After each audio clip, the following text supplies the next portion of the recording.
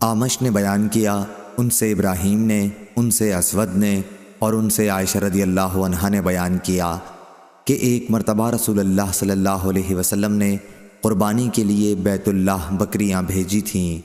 صحیح بخاری حدیث نمبر 1701۔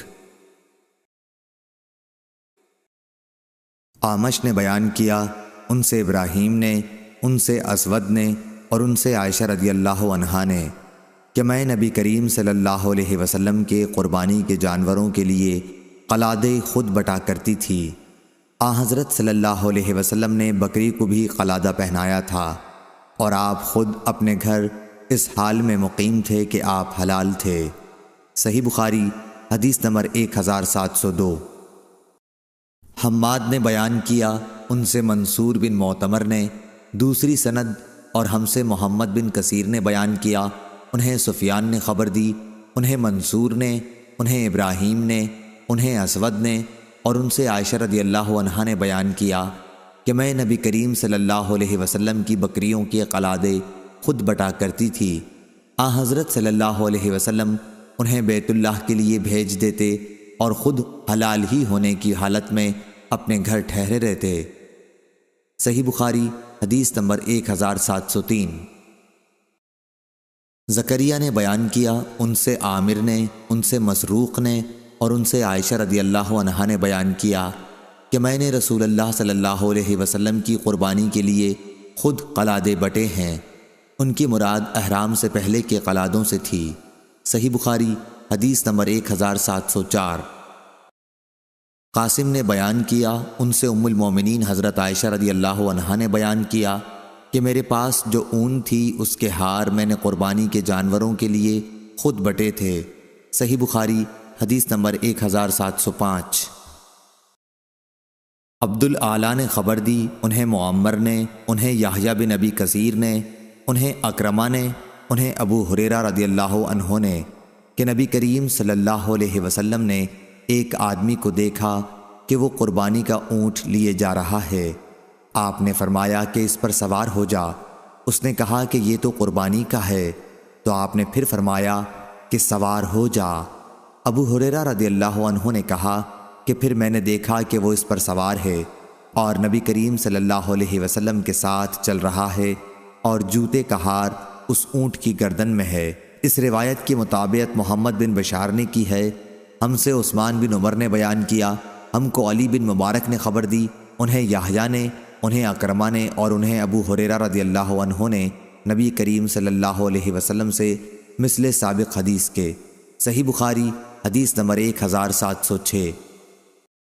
سفیان نے بیان کیا، ان سے ابن ابی نجیح نے، ان سے مجاہد نے، ان سے عبد الرحمن بن ابی لیلہ نے اور ان سے حضرت علی رضی اللہ عنہ نے بیان کیا کہ مجھے رسول اللہ صلی اللہ علیہ وسلم نے ان قربانی کے جانوروں کے جھول اور ان کے چمڑے کو صدقہ کرنے کا حکم دیا تھا جن کی قربانی میں نے کر دی تھی۔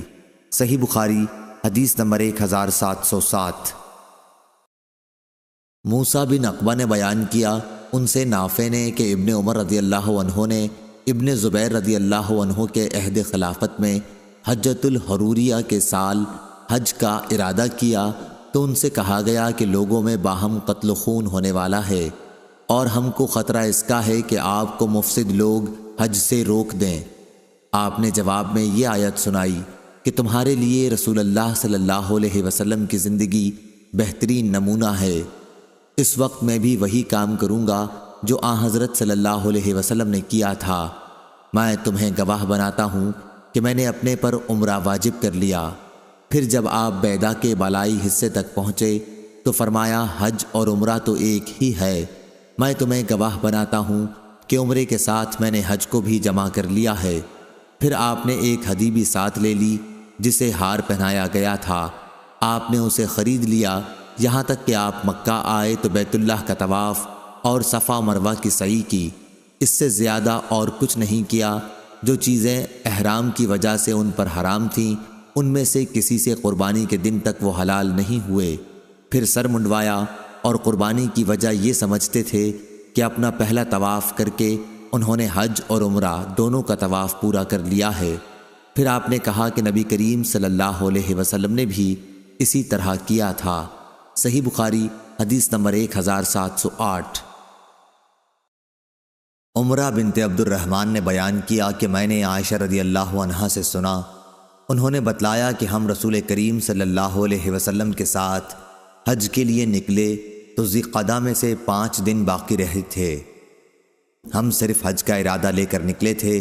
جب ہم مکے کے قریب پہنچے تو رسول کریم صلی اللہ علیہ وسلم نے حکم دیا کہ جن لوگوں کے ساتھ قربانی نہ ہو وہ جب طواف کر لیں اور صفا و مروہ کی سعی بھی کر لیں تو حلال ہو جائیں گے۔ حضرت عائشہ رضی اللہ عنہا نے کہا کہ قربانی کے دن ہمارے گھر گائے کا گوشت لایا گیا تو میں نے کہا کہ یہ کیا ہے؟ لانے والے نے بتلایا کہ رسول کریم صلی اللہ علیہ وسلم نے اپنی بیویوں کی طرف سے یہ قربانی کی ہے۔ یحییٰ نے کہا کہ میں نے یہ حدیث قاسم سے بیان کی، انہوں نے کہا عمرہ نے یہ حدیث ٹھیک ٹھیک بیان کی ہے۔ صحیح بخاری حدیث نمبر 1709۔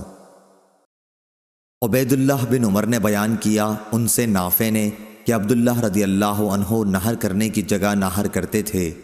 عبید اللہ نے بتایا کہ مراد نبی کریم صلی اللہ علیہ وسلم کے نہر کرنے کی جگہ سے تھی۔ صحیح بخاری حدیث نمبر 1710۔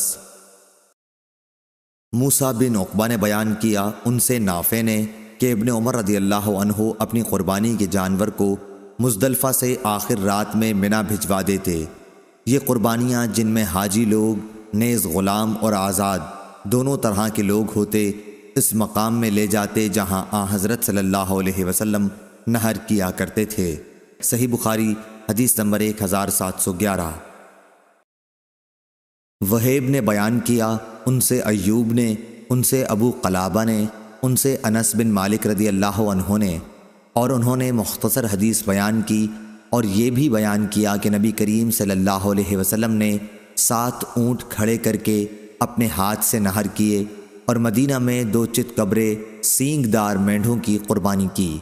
صحیح بخاری حدیث نمبر 1712۔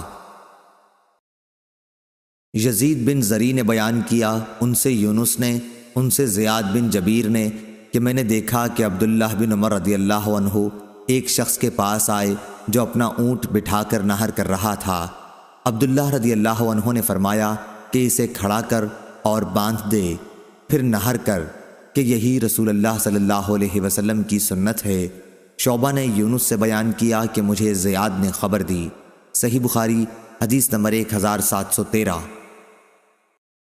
وہیب نے بیان کیا، ان سے ایوب نے، ان سے ابو قلابہ نے اور ان سے انس رضی اللہ عنہ نے کہ نبی کریم صلی اللہ علیہ وسلم نے ظہر کی نماز مدینے میں 4 رکعت پڑھی اور عصر کی ذوالحلیفہ میں 2 رکعت۔ رات آپ نے وہیں گزاری، پھر جب صبح ہوئی تو آپ اپنی اونٹنی پر سوار ہو کر تہلیل و تسبیح کرنے لگے۔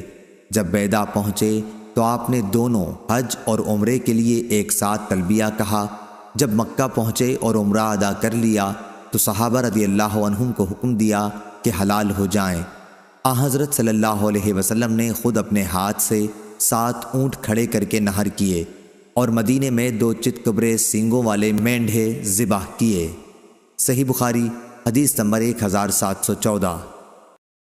اسماعیل نے بیان کیا، ان سے ایوب نے، ان سے ابو قلابہ نے اور ان سے انس بن مالک رضی اللہ عنہ نے کہ نبی کریم صلی اللہ علیہ وسلم نے ظہر کی نماز مدینے میں 4 رکعت اور عصر کی ذوالحلیفہ میں 2 رکعات پڑھی تھیں۔ ایوب نے ایک شخص کے واسطے سے بروایت انس رضی اللہ عنہ کہا، پھر آپ نے وہیں رات گزاری، صبح ہوئی تو فجر کی نماز پڑھی اور اپنی اونٹنی پر سوار ہو گئے۔ پھر جب مقام بیدا پہنچے تو عمرہ اور حج دونوں کا نام لے کر لبیک پکارا۔ صحیح بخاری حدیث نمبر 1715۔ ابن ابی نجیح نے خبر دی، انہیں مجاہد نے، انہیں عبد الرحمن بن ابی لیلہ نے اور ان سے حضرت علی رضی اللہ عنہ نے بیان کیا کہ نبی کریم صلی اللہ علیہ وسلم نے مجھے قربانی کے اونٹوں کی دیکھ بھال کے لیے بھیجا، اس لیے میں نے ان کی دیکھ بھال کی۔ پھر آپ نے مجھے حکم دیا تو میں نے ان کے گوشت تقسیم کیے، پھر آپ نے مجھے حکم دیا تو میں نے ان کے جھول اور چمڑے بھی تقسیم کر دیے۔ سفیان نے کہا کہ مجھ سے عبد الکریم نے بیان کیا، ان سے مجاہد نے، ان سے عبد الرحمن بن ابی لیلہ نے اور ان سے علی رضی اللہ عنہ نے بیان کیا کہ مجھے نبی کریم صلی اللہ علیہ وسلم نے حکم دیا تھا کہ میں قربانی کے اونٹوں کی دیکھ بھال کروں اور ان میں سے کوئی چیز قصائی کی مزدوری میں نہ دوں۔ صحیح بخاری حدیث نمبر 1716۔ عبد الرحمن بن ابی لیلہ نے خبر دی، انہیں علی رضی اللہ عنہ نے خبر دی کہ نبی کریم صلی اللہ علیہ وسلم نے انہیں حکم دیا تھا کہ آپ قربانی کے اونٹوں کی نگرانی کریں، اور یہ کہ آپ کے قربانی کے جانوروں کی ہر چیز، گوشت، چمڑے اور جھول خیرات کر دیں، اور قصاب کی مزدوری اس میں سے نہ دیں۔ صحیح بخاری حدیث نمبر 1717۔ سیف بن ابی سلیمان نے بیان کیا، کہا میں نے مجاہد سے سنا، انہوں نے کہا کہ مجھ سے ابن ابی لیلہ نے بیان کیا اور ان سے علی رضی اللہ عنہ نے بیان کیا کہ نبی کریم صلی اللہ علیہ وسلم نے حجۃ الوداع کے موقع پر 100 اونٹ قربان کیے۔ میں نے آپ کے حکم کے مطابق ان کے گوشت بانٹ دیے، پھر آپ نے ان کی جھول بھی تقسیم کرنے کا حکم دیا اور میں نے انہیں بھی تقسیم کیا، پھر چمڑے کے لیے حکم دیا اور میں نے انہیں بھی بانٹ دیا۔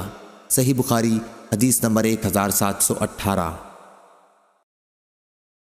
مسدد نے بیان کیا، کہا ہم سے یحییٰ قطان نے، ان سے ابن جریج نے، ان سے عطا نے، انہوں نے جابر بن عبداللہ رضی اللہ عنہ سے سنا، انہوں نے فرمایا کہ ہم اپنی قربانی کا گوشت منا کے بعد 3 دن سے زیادہ نہیں کھاتے تھے۔ پھر آن حضرت صلی اللہ علیہ وسلم نے ہمیں اجازت دے دی اور فرمایا کہ کھاؤ بھی اور توشے کے طور پر ساتھ بھی لے جاؤ۔ چنانچہ ہم نے کھایا اور ساتھ بھی لائے۔ ابن جریج نے کہا کہ میں نے عطا سے پوچھا، کیا جابر رضی اللہ عنہ نے یہ بھی کہا تھا کہ یہاں تک کہ ہم مدینہ پہنچ گئے؟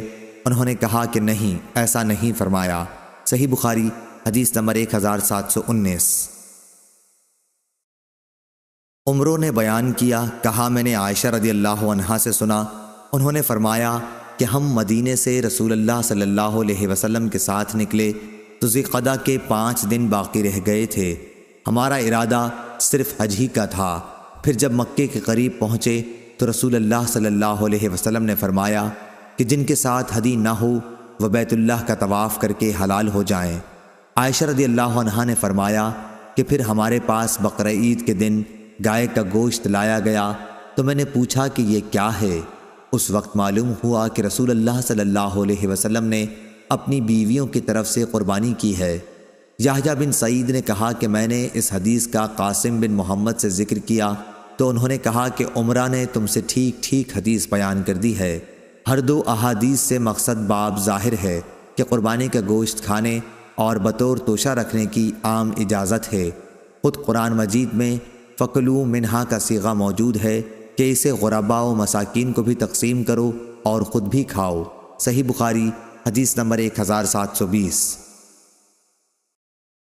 منصور بن زازان نے خبر دی، انہیں عطا بن رباح نے اور ان سے ابن عباس رضی اللہ عنہ نے بیان کیا کہ رسول اللہ صلی اللہ علیہ وسلم سے اس شخص کے بارے میں پوچھا گیا جو قربانی کا جانور ذبح کرنے سے پہلے ہی سر منڈوا لے، تو آپ صلی اللہ علیہ وسلم نے فرمایا کہ کوئی قباحت نہیں، کوئی قباحت نہیں۔ صحیح بخاری حدیث نمبر 1721۔ ابو بکر بن عیاش نے خبر دی، انہیں عبدالعزیز بن رفیع نے، انہیں عطا بن ابی رباح نے اور انہیں ابن عباس رضی اللہ عنہ نے کہ ایک آدمی نے نبی کریم صلی اللہ علیہ وسلم سے پوچھا کہ حضور، رمی سے پہلے میں نے طواف زیارت کر لیا۔ حضرت صلی اللہ علیہ وسلم نے فرمایا کہ کوئی حرج نہیں۔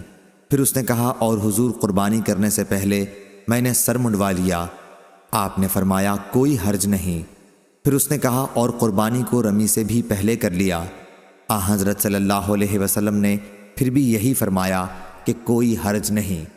اور عبد الرحیم رازی نے ابن خسیم سے بیان کیا، کہا کہ عطا نے خبر دی اور انہیں ابن عباس رضی اللہ عنہ نے نبی کریم صلی اللہ علیہ وسلم سے، اور قاسم بن یحییٰ نے کہا کہ مجھ سے ابن خسیم نے بیان کیا، ان سے عطا نے، ان سے ابن عباس رضی اللہ عنہ نے نبی کریم صلی اللہ علیہ وسلم سے۔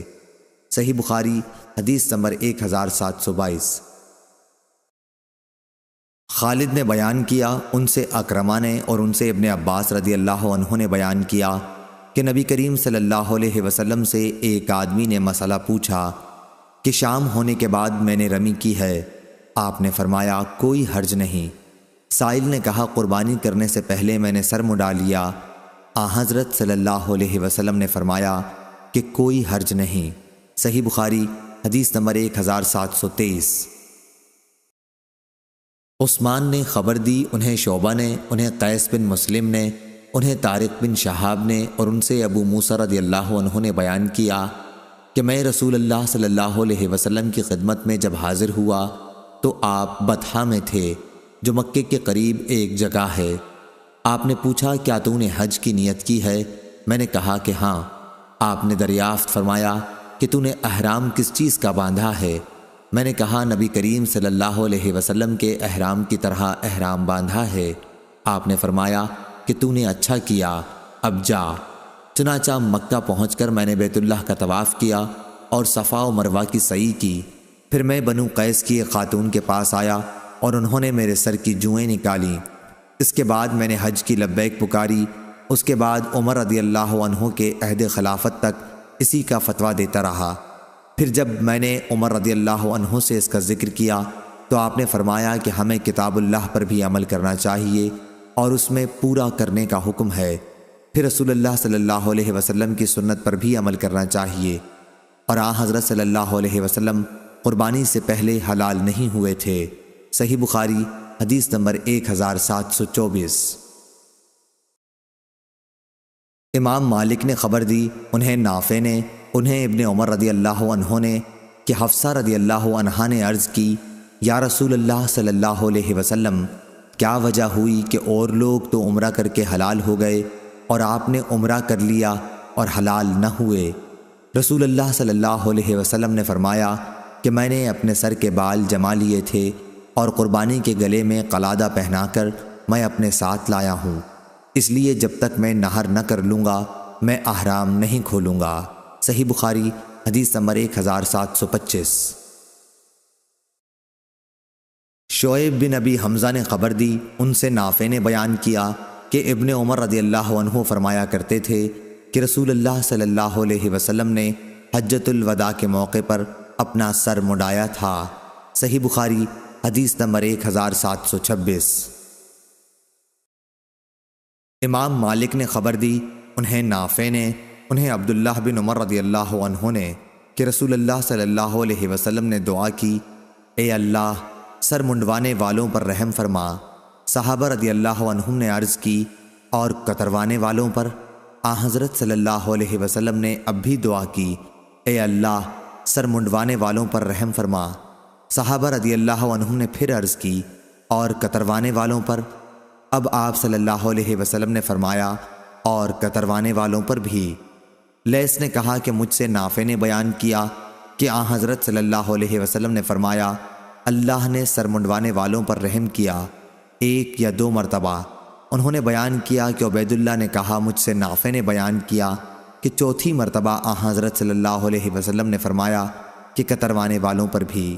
صحیح بخاری حدیث نمبر 1727۔ عمارہ بن قعقاع نے بیان کیا، ان سے ابو زرع نے اور ان سے ابو ہریرہ رضی اللہ عنہ نے کہ رسول اللہ صلی اللہ علیہ وسلم نے دعا فرمائی، اے اللہ سر منڈوانے والوں کی مغفرت فرما۔ صحابہ رضی اللہ عنہم نے عرض کیا اور کتروانے والوں کے لیے بھی یہی دعا فرمائیے، لیکن حضرت صلی اللہ علیہ وسلم نے اس مرتبہ بھی یہی فرمایا، اے اللہ سر منڈوانے والوں کی مغفرت کر۔ پھر صحابہ رضی اللہ عنہم نے عرض کیا اور کتروانے والوں کی بھی۔ تیسری مرتبہ حضرت صلی اللہ علیہ وسلم نے فرمایا اور کتروانے والوں کی بھی مغفرت فرما۔ صحیح بخاری حدیث نمبر 1728۔ عبداللہ بن محمد بن اسما نے بیان کیا، کہا ہم سے جویریہ ابن اسما نے، ان سے نافع نے کہ عبداللہ بن عمر رضی اللہ عنہ نے فرمایا نبی کریم صلی اللہ علیہ وسلم اور آپ کے بہت سے اصحاب نے سر منڈوایا تھا، لیکن بعض نے کتروایا بھی تھا۔ صحیح بخاری حدیث نمبر 1729۔ طاؤس نے بیان کیا، ان سے حضرت عبداللہ بن عباس رضی اللہ عنہ اور ان سے معاویہ رضی اللہ عنہ نے کہ میں نے رسول اللہ صلی اللہ علیہ وسلم کے بال قینچی سے کاٹے تھے۔ صحیح بخاری حدیث نمبر 1730۔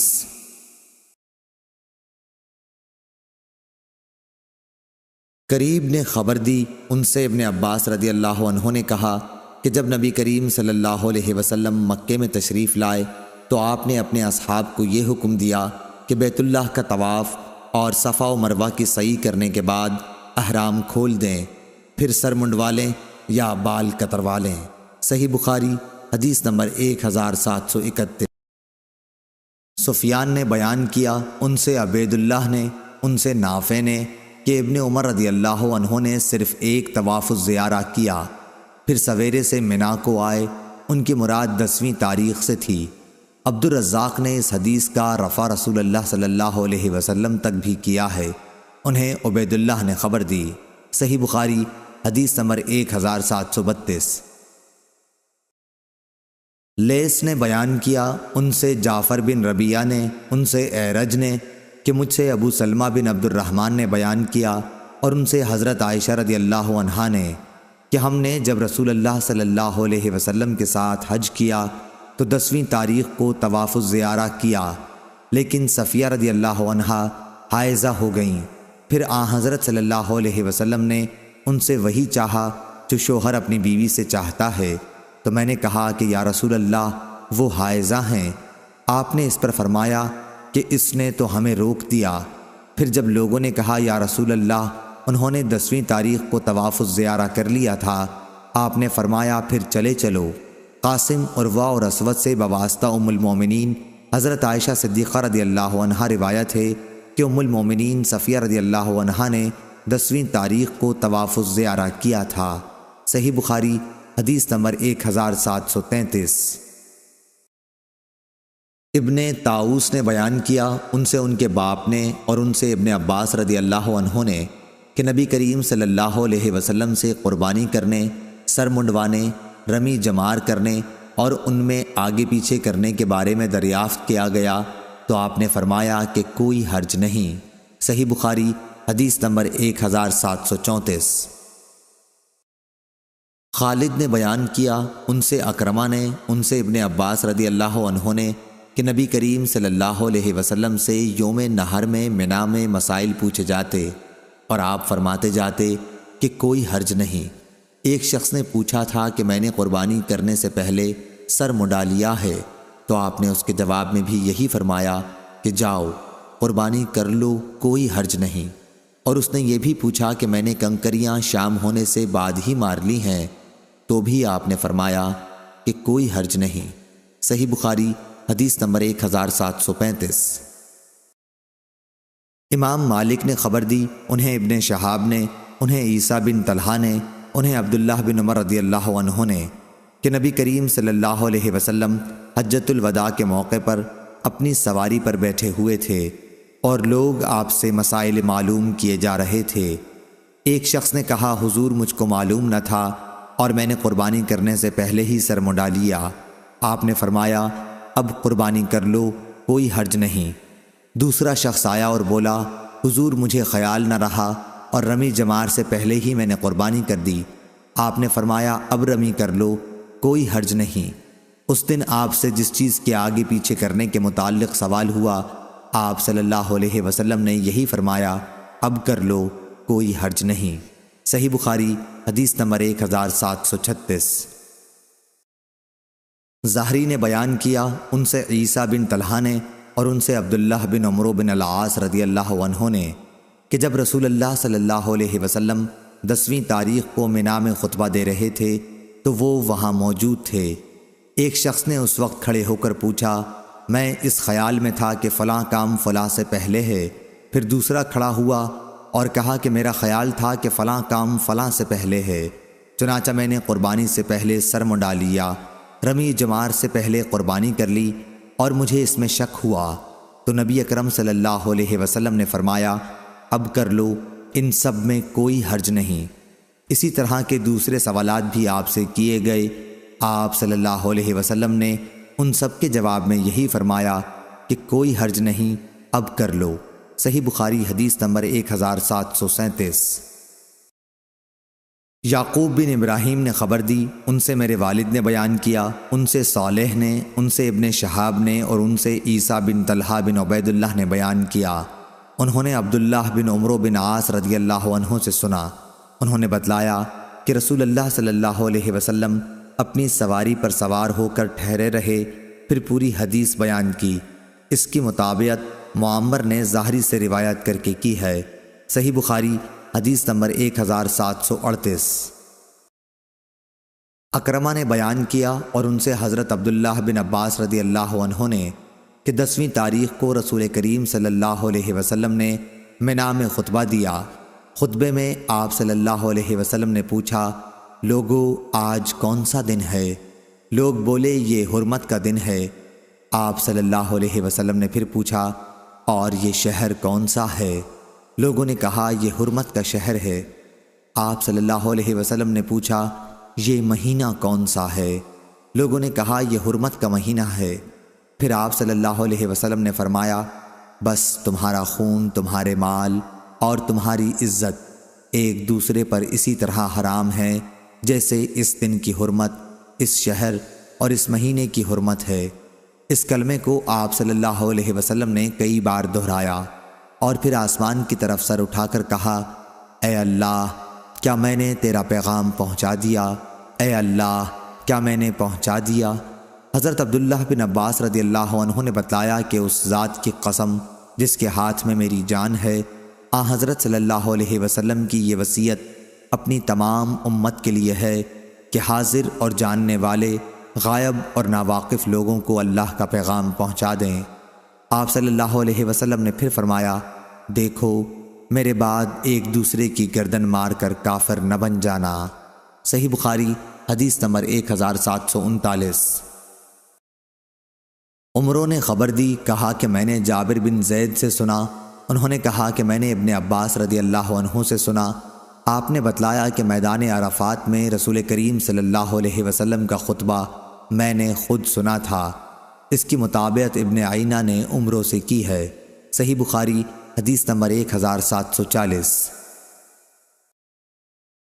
محمد بن سیرین نے کہا کہ مجھے عبد الرحمن بن ابی بکرہ نے اور ایک اور شخص نے جو میرے نزدیک عبد الرحمن سے بھی افضل ہے، یعنی حمید بن عبد الرحمن نے خبر دی کہ ابو بکرہ رضی اللہ عنہ نے بتلایا کہ نبی کریم صلی اللہ علیہ وسلم نے 10ویں تاریخ کو منا میں خطبہ سنایا۔ آپ صلی اللہ علیہ وسلم نے پوچھا، لوگو معلوم ہے آج یہ کون سا دن ہے؟ ہم نے عرض کی اللہ اور اس کا رسول زیادہ جانتے ہیں۔ آپ صلی اللہ علیہ وسلم اس پر خاموش ہو گئے اور ہم نے سمجھا کہ آپ صلی اللہ علیہ وسلم اس دن کا کوئی اور نام رکھیں گے، لیکن آپ صلی اللہ علیہ وسلم نے فرمایا، کیا یہ قربانی کا دن نہیں ہے؟ ہم بولے ہاں ضروری ہے۔ پھر آپ صلی اللہ علیہ وسلم نے پوچھا، یہ مہینہ کون سا ہے؟ ہم نے کہا اللہ اور اس کا رسول زیادہ جانتے ہیں۔ آپ صلی اللہ علیہ وسلم اس مرتبہ بھی خاموش ہو گئے اور ہمیں خیال ہوا کہ آپ صلی اللہ علیہ وسلم اس مہینے کا کوئی اور نام رکھیں گے، لیکن آپ صلی اللہ علیہ وسلم نے فرمایا، کیا یہ ذی الحج کا مہینہ نہیں ہے؟ ہم بولے کیوں نہیں؟ پھر آپ صلی اللہ علیہ وسلم نے پوچھا، یہ شہر کون سا ہے؟ ہم نے عرض کی اللہ اور اس کا رسول بہتر جانتے ہیں۔ اس مرتبہ بھی آپ صلی اللہ علیہ وسلم اس طرح خاموش ہو گئے کہ ہم نے سمجھا کہ آپ صلی اللہ علیہ وسلم اس کا کوئی اور نام رکھیں گے، لیکن آپ صلی اللہ علیہ وسلم نے فرمایا کہ یہ حرمت کا شہر نہیں ہے۔ ہم نے عرض کی کہ کیوں نہیں، ضرور ہے۔ اس کے بعد آپ صلی اللہ علیہ وسلم نے ارشاد فرمایا، بس تمہارا خون اور تمہارے مال تم پر اسی طرح حرام ہیں جیسے اس دن کی حرمت اس مہینہ اور اس شہر میں ہے، تاکہ تم اپنے رب سے جا ملو۔ کہو کیا میں نے تم کو اللہ کا پیغام پہنچا دیا؟ لوگوں نے کہا کہ ہاں۔ آپ صلی اللہ علیہ وسلم نے فرمایا، اے اللہ تو گواہ رہنا، اور ہاں یہاں موجود غائب کو پہنچا دیں، کیونکہ بہت سے لوگ جن تک یہ پیغام پہنچے گا سننے والوں سے زیادہ پیغام کو یاد رکھنے والے ثابت ہوں گے، اور میرے بعد کافر نہ بن جانا کہ ایک دوسرے کی ناحق گردنیں مارنے لگو۔ صحیح بخاری حدیث نمبر 1741۔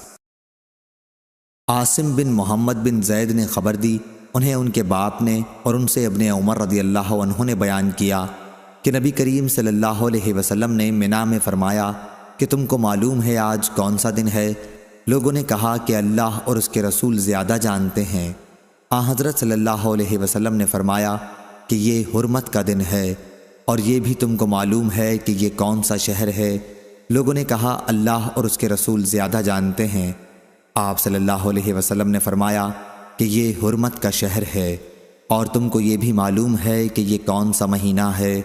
لوگوں نے کہا اللہ اور اس کے رسول زیادہ جانتے ہیں۔ حضرت صلی اللہ علیہ وسلم نے فرمایا کہ اللہ تعالیٰ نے تمہارے خون، تمہارا مال اور عزت ایک دوسرے پر ناحق اس طرح حرام کر دی ہیں جیسے اس دن کی حرمت اس مہینے اور اس شہر میں ہے۔ ہشام بن غاز نے کہا کہ مجھے نافع نے ابن عمر رضی اللہ عنہ کے حوالے سے خبر دی کہ رسول اللہ صلی اللہ علیہ وسلم حجۃ الوداع میں 10ویں تاریخ کو جمرات کے درمیان کھڑے ہوئے تھے اور فرمایا تھا کہ یہ دیکھو یوم نحر اکبر کا دن ہے۔ پھر نبی کریم صلی اللہ علیہ وسلم یہ فرمانے لگے کہ اے اللہ گواہ رہنا، حضرت صلی اللہ علیہ وسلم نے اس موقع پر چونکہ لوگوں کو رخصت کیا تھا، آپ سمجھ گئے کہ وفات کا زمانہ آن پہنچا، جب سے لوگ اس حج کو حجۃ الوداع کہنے لگے۔ صحیح بخاری حدیث نمبر 1742۔ محمد بن عبید بن میمون نے بیان کیا، انہوں نے کہا کہ ہم سے عیسیٰ بن یونس نے، ان سے عبید اللہ نے، ان سے نافع نے اور ان سے ابن عمر رضی اللہ عنہ نے کہ نبی کریم صلی اللہ علیہ وسلم نے اجازت دی۔ صحیح بخاری حدیث نمبر 1743۔ عبید اللہ نے بیان کیا، کہا کہ مجھ سے نافع نے بیان کیا اور ان سے ابن عمر رضی اللہ عنہ نے کہ عباس رضی اللہ عنہ نے نبی کریم صلی اللہ علیہ وسلم سے منا کی راتوں میں حاجیوں کو پانی پلانے کے لیے مکہ میں رہنے کی اجازت چاہی تو آپ نے ان کو اجازت دے دی۔ اس روایت کے مطابق محمد بن عبداللہ کے ساتھ ابو اسامہ، عقبہ بن خالد اور ابو زمرہ نے کی ہے۔ صحیح بخاری حدیث نمبر 1745۔ مسعر نے بیان کیا، ان سے وبرا نے کہ میں نے حضرت عبداللہ بن عمر رضی اللہ عنہ سے پوچھا کہ میں کنکریاں کس وقت ماروں؟ تو آپ نے فرمایا کہ جب تمہارا امام مارے تو تم بھی مارو۔ لیکن دوبارہ میں نے ان سے یہی مسئلہ پوچھا تو انہوں نے فرمایا کہ ہم انتظار کرتے رہتے اور جب سورج ڈھل جاتا تو کنکریاں مارتے۔ صحیح بخاری حدیث نمبر 1746۔ عبد الرحمن بن زید نے بیان کیا کہ عبداللہ رضی اللہ عنہ نے وادی کے نشیب بطن وادی میں کھڑے ہو کر کنکری ماری تو میں نے کہا اے عبد الرحمن، کچھ لوگ تو وادی کے بالائی علاقے سے کنکریاں مارتے ہیں۔ اس کا جواب انہوں نے یہ دیا کہ اس ذات کی قسم جس کے سوا کوئی معبود نہیں، یہی بطن وادی ان کے کھڑے ہونے کی جگہ ہے رمی کرتے وقت جن پر سورہ بقرہ نازل ہوئی تھی۔ عبداللہ بن ولید نے بیان کیا کہ ان سے سفیان ثوری نے اور ان سے اعمش نے یہی حدیث بیان کی۔ صحیح بخاری حدیث نمبر 1747۔ شعبہ نے بیان کیا، ان سے حکم بن عتبہ نے، ان سے ابراہیم نخعی نے، ان سے عبد الرحمن بن یزید نے کہ عبداللہ بن مسعود رضی اللہ عنہ جمرہ کبریٰ کے پاس پہنچے تو کعبے کو آپ نے بائیں طرف کیا اور منا کو دائیں طرف، پھر 7 کنکریوں سے رمی کی اور فرمایا کہ جن پر سورہ بقرہ نازل ہوئی تھی انہوں نے بھی اسی طرح رمی کی تھی، یعنی رسول اللہ صلی اللہ علیہ وسلم۔ صحیح بخاری حدیث نمبر 1748۔ حکم بن عطیبہ نے بیان کیا، ان سے ابراہیم نخعی نے، ان سے عبد الرحمن بن یزید نے کہ انہوں نے حضرت عبداللہ بن مسعود رضی اللہ عنہ کے ساتھ حج کیا۔ انہوں نے دیکھا کہ جمرہ عقبہ کی 7 کنکریوں کے ساتھ رمی کے وقت آپ نے بیت اللہ کو تو اپنی بائیں طرف اور منا کو دائیں طرف کر لیا، پھر فرمایا کہ یہی ان کا بھی مقام تھا جن پر سورہ بقرہ نازل ہوئی تھی، یعنی نبی کریم صلی اللہ علیہ وسلم۔ صحیح بخاری حدیث نمبر 1749۔ سلیمان اعمش نے بیان کیا، کہا کہ میں نے حجاج سے سنا، وہ ممبر پر سورتوں کا یوں نام لے رہا تھا، وہ سورہ جس میں بقرہ گائے کا ذکر آیا ہے، وہ سورہ جس میں آل عمران کا ذکر آیا ہے، وہ سورہ جس میں نساء عورتوں کا ذکر آیا ہے، آمش نے کہا میں نے اس کا ذکر حضرت ابراہیم نخعی رحمہ اللہ سے کیا تو انہوں نے فرمایا کہ مجھ سے عبد الرحمن بن یزید نے بیان کیا کہ جب حضرت عبداللہ بن مسعود رضی اللہ عنہ نے جمرہ عقبہ کی رمی کی تو وہ ان کے ساتھ تھے۔ اس وقت وہ وادی کے نشیب میں اتر گئے اور جب درخت کے جو اس وقت وہاں پر تھا برابر نیچے اس کے سامنے ہو کر 7 کنکریوں سے رمی کی، ہر کنکری کے ساتھ اللہ اکبر کہتے جاتے تھے۔ پھر فرمایا قسم ہے اس کی جس ذات کے سوا کوئی معبود نہیں، یہیں وہ ذات بھی کھڑی ہوئی تھی جس پر سورہ بقرہ نازل ہوئی۔ صحیح بخاری حدیث نمبر 1750۔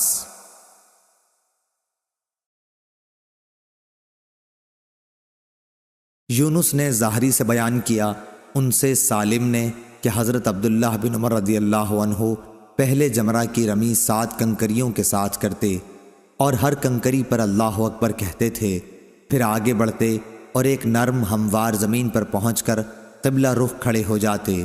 اسی طرح دیر تک کھڑے دونوں ہاتھ اٹھا کر دعا کرتے، پھر جمرہ وسطیٰ کی رمی کرتے، پھر بائیں طرف بڑھتے اور ایک ہموار زمین پر قبلہ رخ ہو کر کھڑے ہو جاتے۔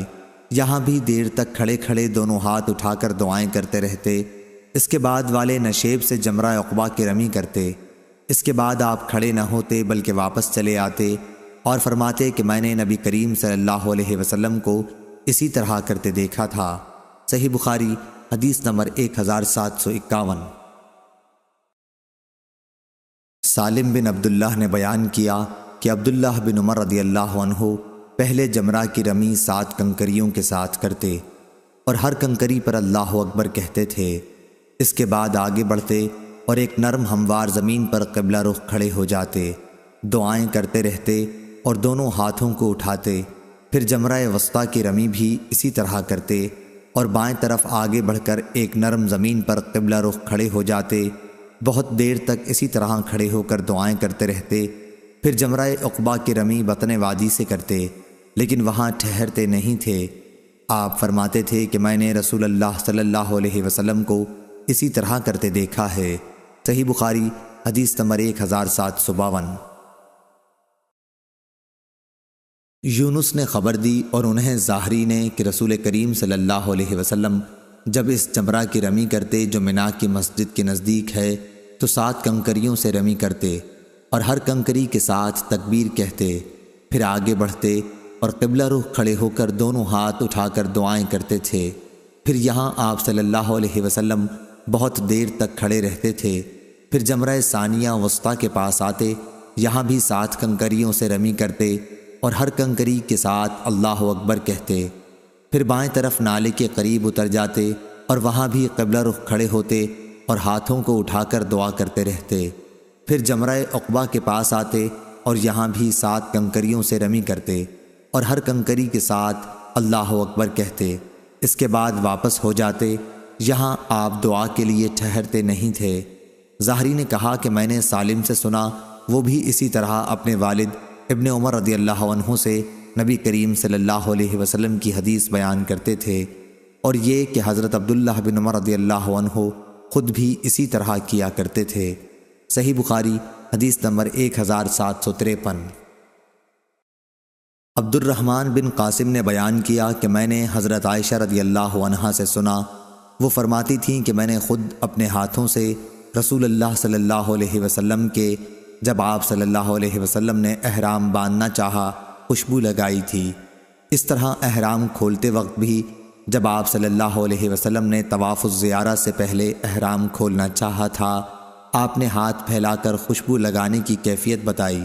صحیح بخاری حدیث نمبر 1754۔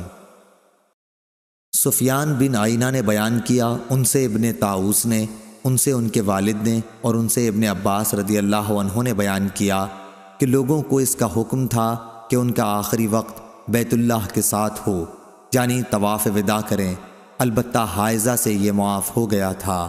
صحیح بخاری حدیث نمبر 1755۔ ابن وہب نے خبر دی، انہیں عمرو بن حارث نے، انہیں قتادہ نے اور ان سے انس بن مالک رضی اللہ عنہ نے بیان کیا کہ نبی کریم صلی اللہ علیہ وسلم نے ظہر، عصر، مغرب اور عشاء پڑھی، پھر تھوڑی دیر محصب میں سو رہے، اس کے بعد سوار ہو کر بیت اللہ تشریف لے گئے، اور وہاں طواف زیارہ عمرو بن حارث کے ساتھ کیا۔ صحیح بخاری حدیث نمبر 1756۔ امام مالک نے خبر دی، انہیں عبد الرحمن بن قاسم نے، انہیں ان کے والد نے اور انہیں حضرت عائشہ رضی اللہ عنہا نے کہ نبی کریم صلی اللہ علیہ وسلم کی زوجہ مطہرہ صفیہ بنت حی رضی اللہ عنہا حجۃ الوداع کے موقع پر حائضہ ہو گئیں، تو میں نے اس کا ذکر حضرت صلی اللہ علیہ وسلم سے کیا۔ آپ صلی اللہ علیہ وسلم نے فرمایا کہ پھر تو یہ ہمیں روکیں گی۔ لوگوں نے کہا کہ انہوں نے طواف افاضہ کر لیا ہے، تو آپ صلی اللہ علیہ وسلم نے فرمایا کہ پھر کوئی فکر نہیں۔ صحیح بخاری حدیث نمبر 1757۔ ابو نعمان نے بیان کیا کہ ان سے حماد نے، ان سے ایوب نے، ان سے اکرمہ نے کہ مدینے کے لوگوں نے ابن عباس رضی اللہ عنہ سے ایک عورت کے متعلق پوچھا کہ جو طواف کرنے کے بعد حائضہ ہو گئی تھی۔ آپ نے انہیں بتایا کہ انہیں ٹھہرنے کی ضرورت نہیں بلکہ چلی جائیں، لیکن پوچھنے والوں نے کہا ہم ایسا نہیں کریں گے کہ آپ کی بات پر عمل تو کریں اور زید بن ثابت رضی اللہ عنہ کی بات چھوڑ دیں۔ ابن عباس رضی اللہ عنہ نے فرمایا کہ جب تم مدینہ پہنچ جاؤ تو یہ مسئلہ وہاں اکابر صحابہ رضی اللہ عنہم سے پوچھنا۔ چنانچہ جب یہ لوگ مدینہ آئے تو پوچھا۔ جن اکابر سے پوچھا گیا تھا ان میں ام سلیم رضی اللہ عنہا بھی تھیں، اور انہوں نے ان کے جواب میں وہی صفیہ رضی اللہ عنہا کی حدیث بیان کی۔ اس حدیث کو خالد اور قتادہ نے بھی اکرمہ سے روایت کیا ہے۔ صحیح بخاری حدیث نمبر 1758 1759۔ ابو نعمان نے بیان کیا کہ ان سے حماد نے، ان سے ایوب نے، ان سے اکرمہ نے کہ مدینے کے لوگوں نے ابن عباس رضی اللہ عنہ سے ایک عورت کے متعلق پوچھا کہ جو طواف کرنے کے بعد حائضہ ہو گئی تھی۔ آپ نے انہیں بتایا کہ انہیں ٹھہرنے کی ضرورت نہیں بلکہ چلی جائیں، لیکن پوچھنے والوں نے کہا ہم ایسا نہیں کریں گے کہ آپ کی بات پر عمل تو کریں اور زید بن ثابت رضی اللہ عنہ کی بات چھوڑ دیں۔ ابن عباس رضی اللہ عنہ نے فرمایا کہ جب تم مدینہ پہنچ جاؤ تو یہ مسئلہ وہاں اکابر صحابہ رضی اللہ عنہم سے پوچھنا۔ چنانچہ جب یہ لوگ مدینہ آئے تو پوچھا۔ جن اکابر سے پوچھا گیا تھا ان میں ام سلیم رضی اللہ عنہا بھی تھیں، اور انہوں نے ان کے جواب میں وہی صفیہ رضی اللہ عنہا کی حدیث بیان کی۔ اس حدیث کو خالد اور قتادہ نے بھی اکرمہ سے روایت کیا ہے۔ صحیح بخاری حدیث نمبر 1758 1759۔ ابن طاؤس نے بیان کیا، ان سے ان کے باپ نے اور ان سے ابن عباس رضی اللہ عنہ نے بیان کیا کہ عورت کو اس کی اجازت ہے کہ اگر وہ طواف افاضہ، طواف زیارت کر چکی ہو اور پھر طواف وداع سے پہلے حیض آ جائے تو اپنے گھر واپس چلی جائے۔ صحیح بخاری حدیث نمبر 1760۔ کہا میں نے ابن عمر کو کہتے سنا کہ اس عورت کے لیے واپسی نہیں۔ اس کے بعد میں نے ان سے سنا آپ فرماتے تھے کہ نبی کریم صلی اللہ علیہ وسلم نے عورتوں کو اس کی اجازت دی ہے۔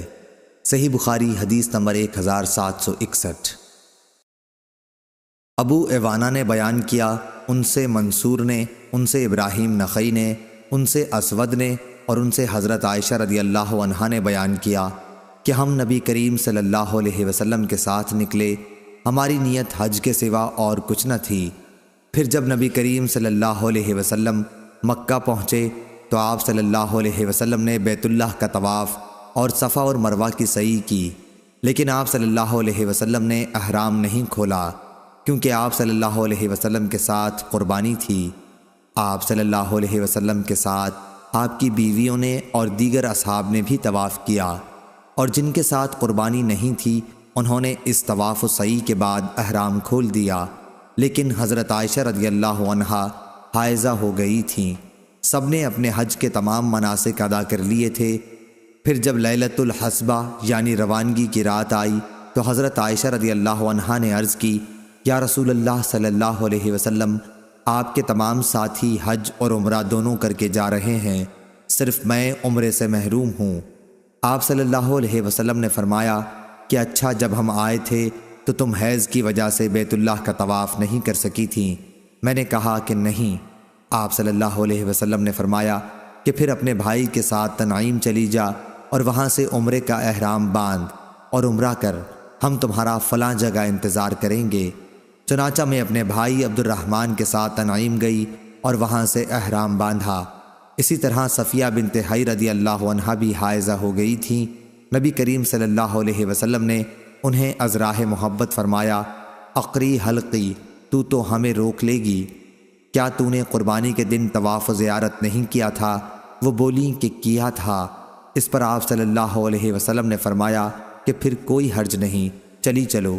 میں جب آپ صلی اللہ علیہ وسلم تک پہنچی تو آپ صلی اللہ علیہ وسلم مکے کے بالائی علاقے پر چڑھ رہے تھے اور میں اتر رہی تھی، یا یہ کہا کہ میں چڑھ رہی تھی اور حضور صلی اللہ علیہ وسلم اتر رہے تھے۔ مسند کی روایت میں رسول اللہ صلی اللہ علیہ وسلم کے کہنے پر ہاں کے بجائے نہیں ہے۔ اس کی مطابقت جریر نے منصور کے واسطے سے نہیں کے ذکر میں کی ہے۔ صحیح بخاری حدیث نمبر 1762۔ عبدالعزیز بن رفیع نے بیان کیا کہ میں نے انس بن مالک رضی اللہ عنہ سے پوچھا، مجھے وہ حدیث بتائیے جو آپ کو رسول اللہ صلی اللہ علیہ وسلم سے یاد ہو کہ انہوں نے 8ویں ذی الحج کے دن ظہر کی نماز کہاں پڑھی تھی؟ انہوں نے کہا منا میں۔ میں نے پوچھا اور روانگی کے دن عصر کہاں پڑھی تھی؟ انہوں نے فرمایا کہ ابطح میں، اور تم اسی طرح کرو جس طرح تمہارے حاکم لوگ کرتے ہوں تاکہ فتنہ واقع نہ ہو۔ صحیح بخاری حدیث نمبر 1763۔ قتادہ نے بیان کیا اور ان سے انس بن مالک رضی اللہ عنہ نے بیان کیا کہ ظہر، عصر، مغرب، عشاء نبی کریم صلی اللہ علیہ وسلم نے پڑھی اور تھوڑی دیر کے لیے محصب میں سو رہے، پھر بیت اللہ کی طرف سوار ہو کر گئے اور طواف کیا۔ یہاں طواف الزیارہ مراد ہے۔ صحیح بخاری حدیث نمبر 1764۔ سفیان نے بیان کیا، ان سے ہشام بن عروہ نے، ان سے ان کے والد نے اور ان سے حضرت عائشہ رضی اللہ عنہا نے بیان کیا کہ آن حضرت صلی اللہ علیہ وسلم منا سے کوچ کر کے یہاں محصب میں اس لیے اترے تھے تاکہ آسانی کے ساتھ مدینے کو نکل سکیں۔ آپ کی مراد ابطح میں اترنے سے تھی۔ صحیح بخاری حدیث نمبر 1765۔ عمروں نے عطا بن ابی رباح سے بیان کیا اور ان سے ابن عباس رضی اللہ عنہ نے بیان کیا کہ محصب میں اترنا حج کی کوئی عبادت نہیں ہے، یہ تو صرف رسول اللہ صلی اللہ علیہ وسلم کے قیام کی جگہ تھی۔ صحیح بخاری حدیث نمبر 1766۔ موسیٰ بن عقبہ نے بیان کیا، ان سے نافع نے کہ حضرت عبداللہ بن عمر رضی اللہ عنہ مکہ جاتے وقت ذی طوا کی دونوں پہاڑیوں کے درمیان رات گزارتے تھے اور پھر اس پہاڑی سے ہو کر گزرتے جو مکے کے اوپر کی طرف ہے، اور جب مکے میں حج یا عمرے کا احرام باندھنے آتے تو اپنی اونٹنی مسجد کے دروازے پر لا کر بٹھاتے، پھر حجر اسود کے پاس آتے اور یہیں سے طواف شروع کرتے۔ طواف 7 چکروں میں ختم ہوتا، جس کے شروع میں رمل کرتے اور 4 میں معمول کے مطابق چلتے۔ طواف کے بعد 2 رکعت نماز پڑھتے، پھر ڈیرا پر واپس ہونے سے پہلے صفا اور مروہ کی دوڑ کرتے۔ جب حج یا عمرہ کر کے مدینہ واپس ہوتے تو ذوالحلیفہ کے میدان میں سواری بٹھاتے، جہاں نبی کریم صلی اللہ علیہ وسلم بھی مکے سے مدینہ واپس ہوتے ہوئے اپنی سواری بٹھایا کرتے تھے۔ صحیح بخاری حدیث نمبر 1767۔ خالد بن حارث نے بیان کیا، انہوں نے کہا کہ عبید اللہ سے محصب کے بارے میں پوچھا گیا تو انہوں نے نافع سے بیان کیا کہ رسول اللہ صلی اللہ علیہ وسلم اور حضرت عمر اور ابن عمر رضی اللہ عنہم نے محصب میں قیام فرمایا تھا۔ نافع سے روایت ہے کہ حضرت عبداللہ بن عمر رضی اللہ عنہ محصب میں ظہر اور عصر پڑھتے تھے۔ میرا خیال ہے کہ انہوں نے مغرب پڑھنے کا بھی ذکر کیا۔ خالد نے بیان کیا کہ عشاء میں مجھے کوئی شک نہیں، اس کے پڑھنے کا ذکر ضرور کیا، پھر تھوڑی دیر کے لیے وہاں سو رہتے۔ نبی کریم صلی اللہ علیہ وسلم سے بھی ایسا ہی مذکور ہے۔ صحیح بخاری حدیث نمبر 1768۔ نافع نے بیان کیا کہ حضرت عبداللہ بن عمر رضی اللہ عنہ جب مدینے سے مکہ آتے تو ذی طوا میں رات گزارتے، اور جب صبح ہوتی تو مکہ میں داخل ہوتے۔ اسی طرح مکہ سے واپسی میں بھی ذی طوا سے گزرتے اور وہیں رات گزارتے، اور فرماتے کہ نبی کریم صلی اللہ علیہ وسلم بھی اسی طرح کرتے تھے۔ صحیح بخاری حدیث نمبر 1769۔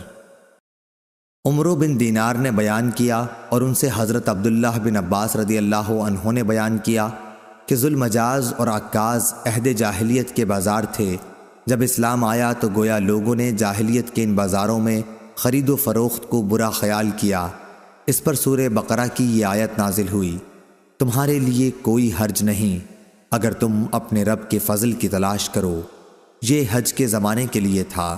صحیح بخاری حدیث نمبر 1770۔ ابراہیم نخعی نے بیان کیا، ان سے اسود نے اور ان سے حضرت عائشہ رضی اللہ عنہا نے بیان کیا کہ مکے سے روانگی کی رات صفیہ رضی اللہ عنہا حائضہ تھیں۔ انہوں نے کہا کہ ایسا معلوم ہوتا ہے کہ میں ان لوگوں کے روکنے کا باعث بن جاؤں گی۔ پھر نبی کریم صلی اللہ علیہ وسلم نے کہا، عقری حلقی، کیا تو نے قربانی کے دن طواف الزیارہ کیا تھا؟ اس نے کہا جی ہاں کر لیا تھا۔ آپ صلی اللہ علیہ وسلم نے فرمایا کہ پھر چلو۔ صحیح بخاری حدیث نمبر 1771۔ آمش نے بیان کیا، ان سے ابراہیم نخعی نے، ان سے اسود نے اور ان سے عائشہ رضی اللہ عنہا نے بیان کیا کہ ہم رسول اللہ صلی اللہ علیہ وسلم کے ساتھ حجۃ الوداع میں مدینہ سے نکلے تو ہماری زبانوں پر صرف حج کا ذکر تھا۔ جب ہم مکہ پہنچ گئے تو آپ صلی اللہ علیہ وسلم نے ہمیں احرام کھول دینے کا حکم دیا۔ افعال عمرہ کے بعد جن کے ساتھ قربانی نہیں تھی، روانگی کی رات صفیہ بنت حی رضی اللہ عنہا حائضہ ہو گئیں۔ حضرت صلی اللہ علیہ وسلم نے اس پر فرمایا، عقری حلقی، ایسا معلوم ہوتا ہے کہ تم ہمیں روکنے کا باعث بنو گی۔ پھر آپ صلی اللہ علیہ وسلم نے پوچھا، کیا قربانی کے دن تم نے طواف الزیارہ کر لیا تھا؟ انہوں نے کہا کہ ہاں۔ اس پر آپ صلی اللہ علیہ وسلم نے فرمایا کہ پھر چلی چلو۔ عائشہ رضی اللہ عنہا نے اپنے متعلق کہا کہ میں نے کہا یا رسول اللہ صلی اللہ علیہ وسلم، میں نے احرام نہیں کھولا ہے۔ آپ صلی اللہ علیہ وسلم نے فرمایا کہ تم تنعیم سے عمرے کا احرام باندھ لو اور عمرہ کر لو۔ چنانچہ عائشہ رضی اللہ عنہا کے ساتھ ان کے بھائی گئے۔ عائشہ رضی اللہ عنہا نے فرمایا کہ ہم رات کے آخر میں واپس لوٹ رہے تھے کہ آپ صلی اللہ علیہ وسلم سے ملاقات ہوئی۔ آپ صلی اللہ علیہ وسلم نے فرمایا تھا کہ ہم تمہارا انتظار فلاں جگہ کریں گے۔ صحیح بخاری حدیث نمبر 1772۔ ابو صالح سمان نے خبر دی اور انہیں حضرت ابو ہریرہ رضی اللہ عنہ نے کہ رسول اللہ صلی اللہ علیہ وسلم نے فرمایا، ایک عمرے کے بعد دوسرا عمرہ دونوں کے درمیان گناہوں کا کفارہ ہے، اور حج مبرور کی جزا جنت کے سوا اور کچھ نہیں ہے۔ صحیح بخاری حدیث نمبر 1773۔ ابن جریج نے خبر دی کہ اکرمہ بن خالد نے حضرت ابن عمر رضی اللہ عنہ سے حج سے پہلے عمرہ کرنے کے بارے میں پوچھا تو انہوں نے کہا کہ کوئی حرج نہیں۔ اکرمہ نے کہا حضرت ابن عمر رضی اللہ عنہ نے بتلایا کہ نبی کریم صلی اللہ علیہ وسلم نے حج کرنے سے پہلے عمرہ ہی کیا تھا۔ اور ابراہیم بن سعد نے محمد بن اسحاق سے بیان کیا، ان سے اکرمہ بن خالد نے بیان کیا کہ میں نے حضرت عبداللہ بن عمر رضی اللہ عنہ سے پوچھا، پھر یہی حدیث بیان کی۔ صحیح بخاری حدیث نمبر 1774۔ مجاہد نے بیان کیا کہ میں اور عروہ بنت زبیر مسجد نبوی میں داخل ہوئے۔ وہاں عبداللہ بن عمر رضی اللہ عنہ حضرت عائشہ رضی اللہ عنہا کے حجرے کے پاس بیٹھے ہوئے تھے۔ کچھ لوگ مسجد نبوی میں اشراق کی نماز پڑھ رہے تھے۔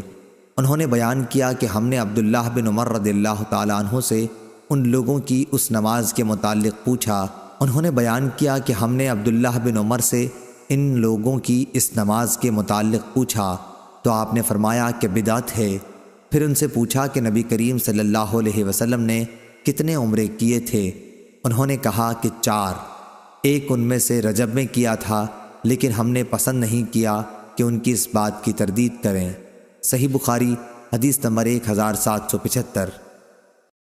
مجاہد نے بیان کیا کہ ہم نے ام المومنین عائشہ رضی اللہ عنہا کے حجرے سے ان کے مسواک کرنے کی آواز سنی تو عروہ نے پوچھا، اے میری ماں، اے ام المومنین، ابو عبد الرحمن کی بات آپ سن رہی ہیں؟ عائشہ رضی اللہ عنہا نے پوچھا، وہ کیا کہہ رہے ہیں؟ انہوں نے کہا، کہہ رہے ہیں کہ رسول کریم صلی اللہ علیہ وسلم نے 4 عمرے کیے تھے، جن میں سے ایک رجب میں کیا تھا، انہوں نے فرمایا کہ اللہ ابو عبد الرحمن پر رحم کرے، حضرت صلی اللہ علیہ وسلم نے تو کوئی عمرہ ایسا نہیں کیا جس میں وہ خود موجود نہ رہے ہوں۔ آپ صلی اللہ علیہ وسلم نے رجب میں تو کبھی عمرہ ہی نہیں کیا۔ صحیح بخاری حدیث نمبر 1776۔ عروہ بن زبیر رضی اللہ عنہ نے بیان کیا کہ میں نے عائشہ رضی اللہ عنہا سے پوچھا تو آپ نے فرمایا کہ رسول اللہ صلی اللہ علیہ وسلم نے رجب میں کوئی عمرہ نہیں کیا تھا۔ صحیح بخاری حدیث نمبر 1777۔ حمام بن یحییٰ نے بیان کیا، ان سے قتادہ نے کہ میں نے انس رضی اللہ عنہ سے پوچھا کہ نبی کریم صلی اللہ علیہ وسلم نے کتنے عمرے کیے تھے، تو آپ نے فرمایا کہ 4۔ عمرہ حدیبیہ ذی قعدہ میں، جہاں پر مشرکین نے آپ صلی اللہ علیہ وسلم کو روک دیا تھا، پھر آئندہ سال ذی قعدہ ہی میں ایک عمرہ قضا جس کے متعلق آپ صلی اللہ علیہ وسلم نے مشرکین سے صلح کی تھی، اور تیسرا عمرہ جعرانہ جس موقع پر آپ صلی اللہ علیہ وسلم نے غنیمت غالباً حنین کی تقسیم کی تھی۔ چوتھا حج کے ساتھ میں نے پوچھا اور حضرت صلی اللہ علیہ وسلم نے حج کتنے کیے؟ فرمایا کہ 1۔ صحیح بخاری حدیث نمبر 1778۔ قتادہ نے بیان کیا کہ میں نے انس رضی اللہ عنہ سے حضرت صلی اللہ علیہ وسلم کے عمرے کے متعلق پوچھا تو آپ نے فرمایا کہ نبی کریم صلی اللہ علیہ وسلم نے ایک عمرہ وہاں کیا جہاں سے آپ کو مشرکین نے واپس کر دیا تھا، اور دوسرے سال اسی عمرہ حدیبیہ کی قضائی کی تھی، اور ایک عمرہ ذی قعدہ میں اور ایک اپنے حج کے ساتھ کیا تھا۔ صحیح بخاری حدیث نمبر 1779۔ حمام نے بیان کیا، اس روایت میں یوں ہے کہ جو عمرہ حضرت صلی اللہ علیہ وسلم نے اپنے حج کے ساتھ کیا تھا اس کے سوا تمام عمرے ذی قعدہ ہی میں کیے تھے۔ حدیبیہ کا عمرہ اور دوسرے سال اس کی قضا کا عمرہ کیا تھا، کیونکہ آپ نے قرآن کیا تھا اور حجۃ الوداع سے متعلق ہے، اور جعرانہ کا عمرہ جب آپ صلی اللہ علیہ وسلم نے جنگ حنین کی غنیمت تقسیم کی تھی، پھر ایک عمرہ اپنے حج کے ساتھ کیا تھا۔ صحیح بخاری حدیث نمبر 1780۔ ابو اسحاق نے بیان کیا کہ میں نے مسروق، عطا اور مجاہد رحمہم اللہ تعالی سے پوچھا تو ان سب حضرات نے بیان کیا کہ رسول اللہ صلی اللہ علیہ وسلم نے حج سے پہلے ذی قعدہ ہی میں عمرے کیے تھے، اور انہوں نے بیان کیا کہ میں نے براء بن عازب رضی اللہ عنہ سے سنا، انہوں نے فرمایا کہ نبی کریم صلی اللہ علیہ وسلم نے ماہ ذی قعدہ میں حج سے پہلے 2 عمرے کیے تھے۔ صحیح بخاری حدیث نمبر 1781۔ عطا بن ابی رباح نے بیان کیا کہ میں نے عبداللہ بن عباس رضی اللہ عنہ سے سنا، انہوں نے ہمیں خبر دی کہ رسول اللہ صلی اللہ علیہ وسلم نے ایک انصاری خاتون ام سنان رضی اللہ عنہا سے ابن عباس رضی اللہ عنہ نے ان کا نام بتایا تھا لیکن مجھے یاد نہ رہا، پوچھا کہ تو ہمارے ساتھ حج کیوں نہیں کرتی؟ وہ کہنے لگی کہ ہمارے پاس ایک اونٹ تھا جس پر ابو فلاں یعنی اس کا خاوند اور اس کا بیٹا سوار ہو کر حج کے لیے چل دیے، اور ایک اونٹ انہوں نے چھوڑا ہے جس سے پانی لایا جاتا ہے۔ آپ صلی اللہ علیہ وسلم نے فرمایا کہ اچھا، جب رمضان آئے تو عمرہ کر لینا، کیونکہ رمضان کا عمرہ ایک حج کے برابر ہوتا ہے، یا اسی جیسی کوئی بات آپ صلی اللہ علیہ وسلم نے فرمائی۔ صحیح بخاری حدیث نمبر 1782۔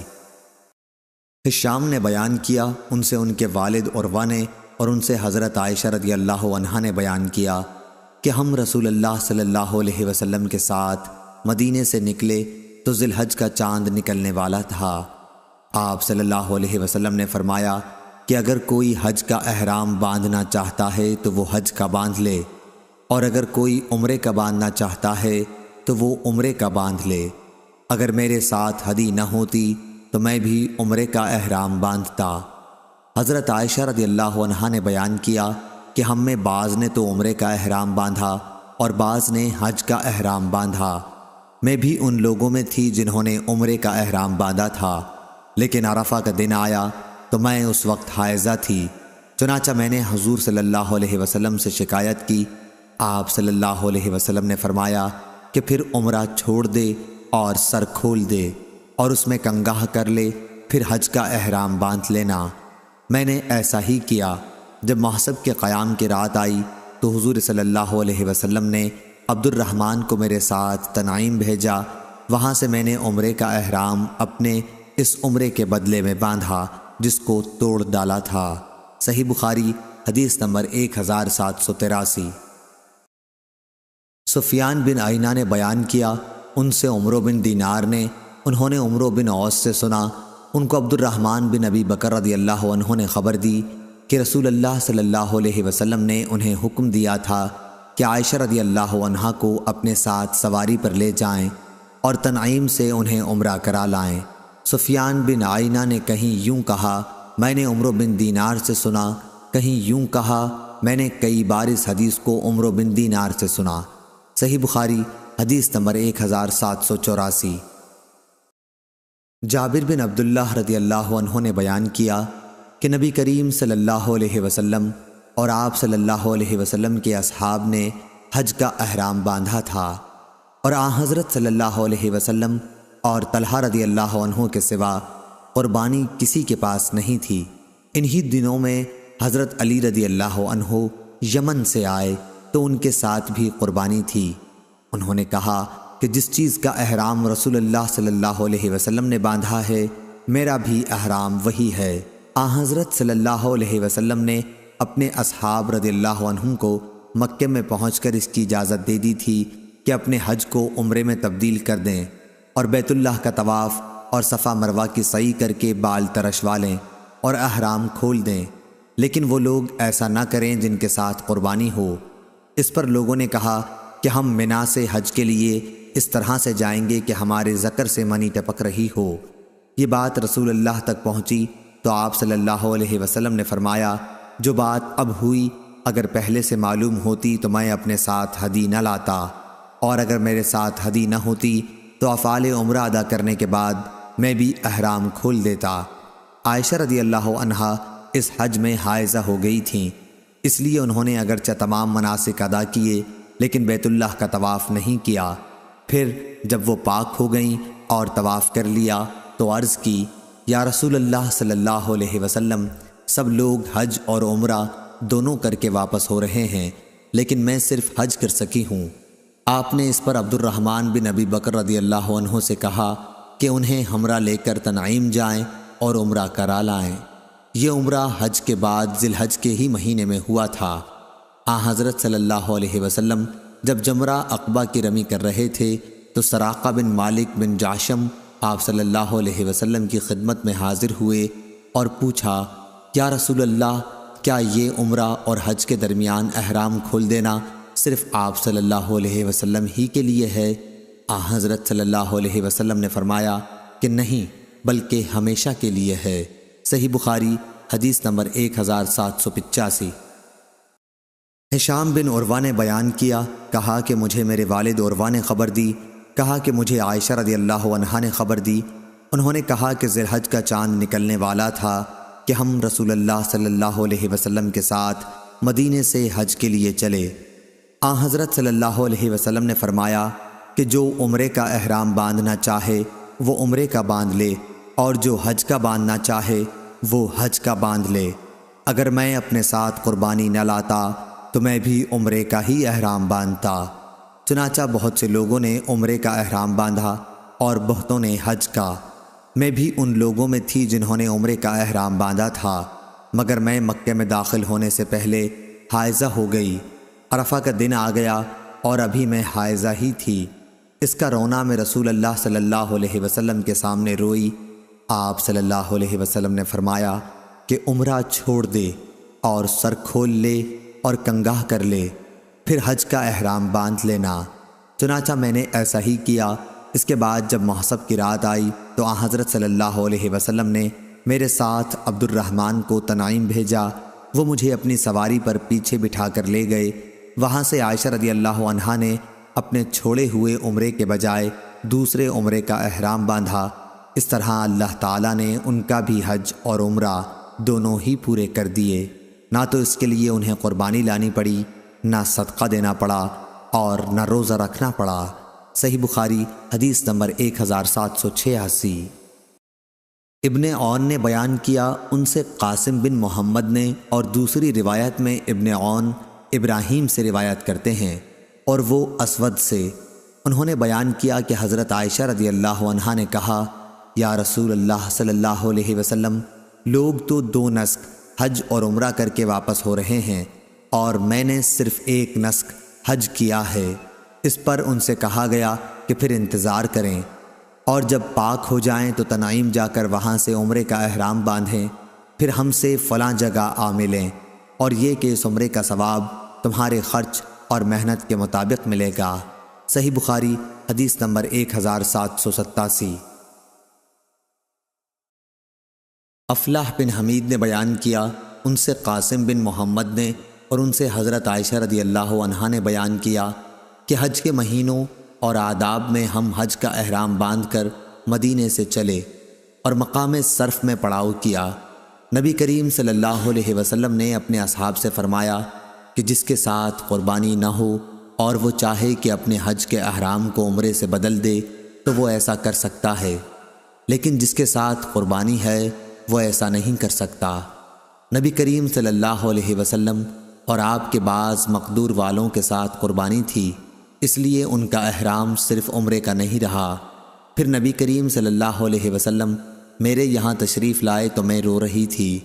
آپ صلی اللہ علیہ وسلم نے دریافت فرمایا کہ رو کیوں رہی ہو؟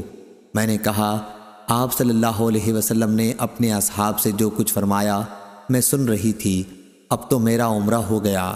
آپ صلی اللہ علیہ وسلم نے پوچھا، کیا بات ہوئی؟ میں نے کہا کہ میں نماز نہیں پڑھ سکتی حیض کی وجہ سے۔ حضرت صلی اللہ علیہ وسلم نے اس پر فرمایا کہ کوئی حرج نہیں، تو بھی آدم کی بیٹیوں میں سے ایک ہے، اور جو ان سب کے مقدر میں لکھا ہے وہی تمہارا بھی مقدر ہے۔ اب حج کا احرام باندھ لے، شاید اللہ تعالیٰ تمہیں عمرہ بھی نصیب کرے۔ عائشہ رضی اللہ عنہا نے بیان کیا کہ میں نے حج کا احرام باندھ لیا، پھر جب ہم حج سے فارغ ہو کر اور منا سے نکل کر محصب میں اترے تو حضرت صلی اللہ علیہ وسلم نے عبد الرحمن کو بلایا اور ان سے کہا کہ اپنی بہن کو حد حرم سے باہر لے جا، تنعیم، تاکہ وہ وہاں سے عمرے کا احرام باندھ لیں، پھر طواف و سعی کرو، ہم تمہارا انتظار یہیں کریں گے۔ ہم آدھی رات کو آپ کی خدمت میں پہنچے تو آپ صلی اللہ علیہ وسلم نے پوچھا، کیا فارغ ہو گئے؟ میں نے کہا ہاں۔ حضرت صلی اللہ علیہ وسلم نے اس کے بعد اپنے اصحاب میں کوچ کا اعلان کر دیا۔ بیت اللہ کا طواف ودا کرنے والے لوگ صبح کی نماز سے پہلے ہی روانہ ہو گئے اور مدینہ کی طرف چل دیے۔ صحیح بخاری حدیث نمبر 1788۔ صفوان بن یعلی بن امیہ نے بیان کیا، ان سے ان کے والد نے کہ نبی کریم صلی اللہ علیہ وسلم جعرانہ میں تھے تو آپ صلی اللہ علیہ وسلم کی خدمت میں ایک شخص حاضر ہوا، جبہ پہنے ہوئے اور اس پر خلوق یا زردی کا نشان تھا۔ اس نے پوچھا، مجھے اپنے عمرے میں آپ کس طرح کرنے کا حکم دیتے ہیں؟ اس پر اللہ تعالیٰ نے نبی کریم صلی اللہ علیہ وسلم پر وحی نازل کی اور آپ صلی اللہ علیہ وسلم پر کپڑا ڈال دیا گیا۔ میری بڑی آرزو تھی کہ جب حضور صلی اللہ علیہ وسلم پر وحی نازل ہو رہی ہو تو میں آپ صلی اللہ علیہ وسلم کو دیکھوں۔ عمر رضی اللہ عنہ نے فرمایا، یہاں آؤ۔ نبی کریم صلی اللہ علیہ وسلم پر جب وحی نازل ہو رہی ہو اس وقت تم حضور صلی اللہ علیہ وسلم کو دیکھنے کے آرزو مند ہو؟ میں نے کہا ہاں۔ انہوں نے کپڑے کا کنارہ اٹھایا اور میں نے اس میں سے آپ صلی اللہ علیہ وسلم کو دیکھا۔ آپ زور زور سے خراٹے لے رہے تھے۔ میرا خیال ہے کہ انہوں نے بیان کیا جیسے اونٹ کے سانس کی آواز ہوتی ہے۔ پھر جب وحی اترنی بند ہوئی تو آپ صلی اللہ علیہ وسلم نے فرمایا کہ پوچھنے والا کہاں ہے جو عمرے کا حال پوچھتا تھا؟ اپنا جبہ اتار دے، خلوق کے اثر کو دھو ڈال اور زعفران کی زردی صاف کر لے، اور جس طرح حج میں کرتے ہو اسی طرح اس میں بھی کرو۔ صحیح بخاری حدیث نمبر 1789۔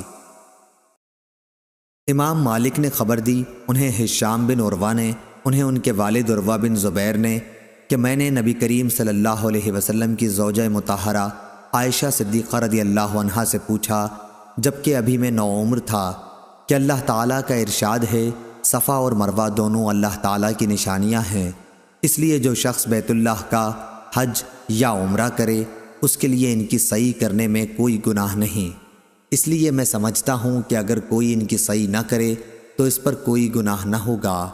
یہ سن کر حضرت عائشہ صدیقہ رضی اللہ عنہا نے فرمایا کہ ہرگز نہیں، اگر مطلب یہ ہوتا جیسا کہ تم بتا رہے ہو پھر تو ان کی صحیح نہ کرنے میں واقعی کوئی حرج نہیں تھا، لیکن یہ آیت تو انصار کے بارے میں نازل ہوئی ہے جو منات بت کے نام کا احرام باندھتے تھے جو قدید کے مقابل میں رکھا ہوا تھا۔ وہ صفا اور مروہ کی صحیح کو اچھا نہیں سمجھتے تھے۔ جب اسلام آیا تو انہوں نے رسول اللہ صلی اللہ علیہ وسلم سے اس کے بارے میں پوچھا، اور اس پر اللہ تعالیٰ نے یہ آیت نازل فرمائی کہ صفا اور مروہ دونوں اللہ تعالیٰ کی نشانیاں ہیں، اس لیے جو شخص بیت اللہ کا حج یا عمرہ کرے اس کے لیے ان کی صحیح کرنے میں کوئی گناہ نہیں۔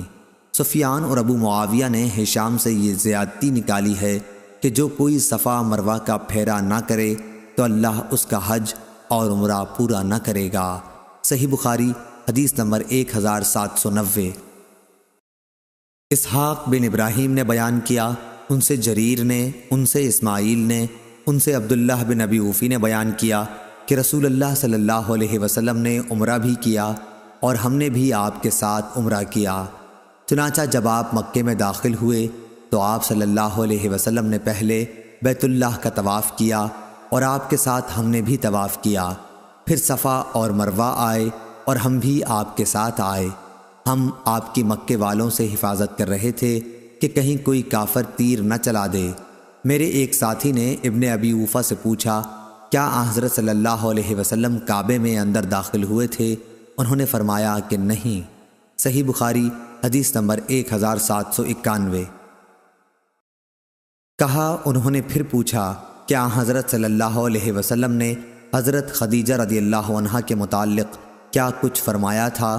انہوں نے بیان کیا کہ آپ صلی اللہ علیہ وسلم نے فرمایا تھا، خدیجہ رضی اللہ عنہا کو جنت میں ایک موتی کے گھر کی بشارت ہو جس میں نہ کسی قسم کا شور و غل ہوگا نہ کوئی تکلیف ہوگی۔ صحیح بخاری حدیث نمبر 1792۔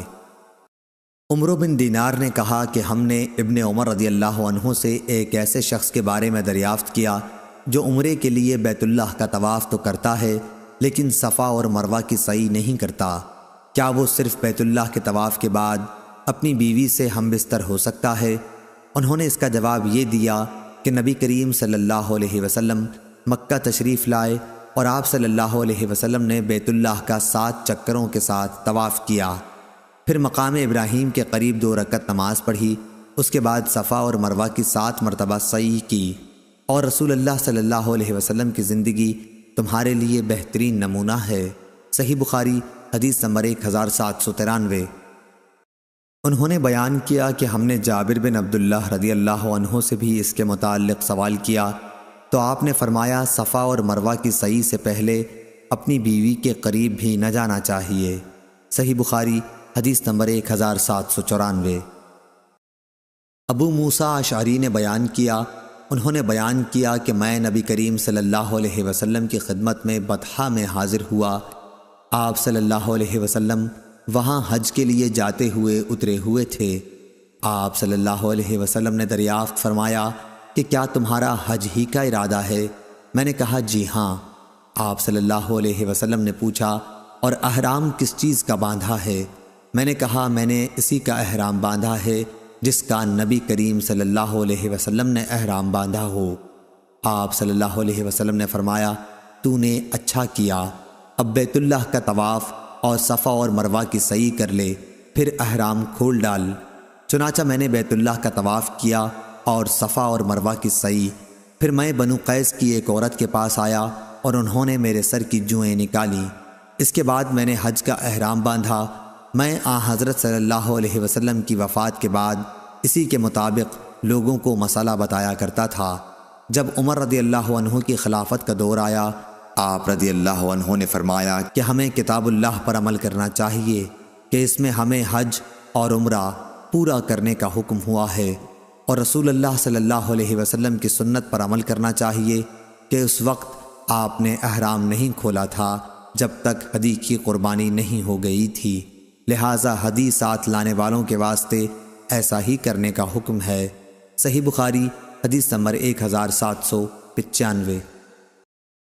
عمروں نے خبر دی انہیں ابو الاسود نے کہ اسماء بنت ابی بکر رضی اللہ عنہا کے غلام عبداللہ نے ان سے بیان کیا، انہوں نے اسماء رضی اللہ عنہا سے سنا تھا، وہ جب بھی حجون پہاڑ سے ہو کر گزرتی تو یہ کہتی، رحمتیں نازل ہوں اللہ کی محمد صلی اللہ علیہ وسلم پر۔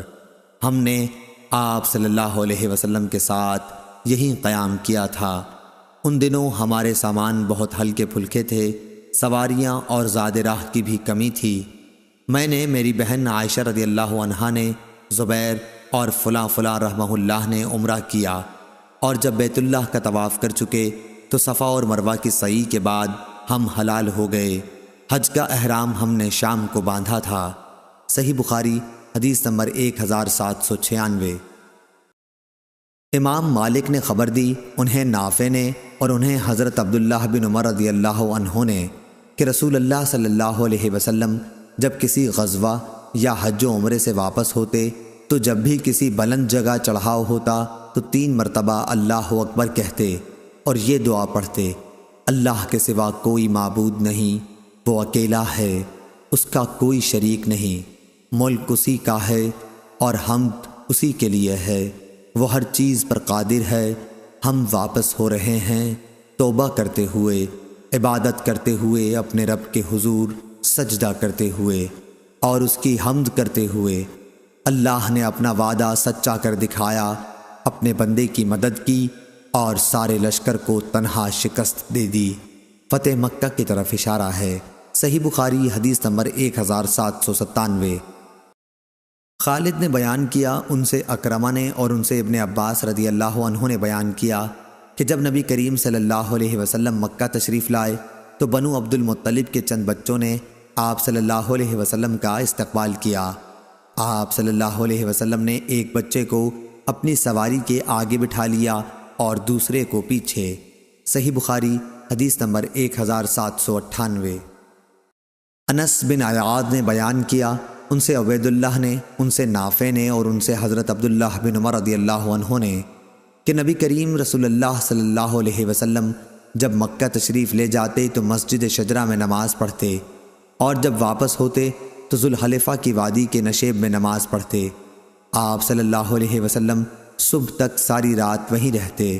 صحیح بخاری حدیث نمبر 1799۔ اسحاق بن عبداللہ بن ابی طلحہ نے بیان کیا، ان سے انس نے بیان کیا کہ رسول اللہ صلی اللہ علیہ وسلم سفر سے رات میں گھر نہیں پہنچتے تھے، یا صبح کے وقت پہنچ جاتے تھے، یا دوپہر کے بعد زوال سے لے کر غروب آفتاب تک کسی بھی وقت تشریف لاتے۔ صحیح بخاری حدیث نمبر 1800۔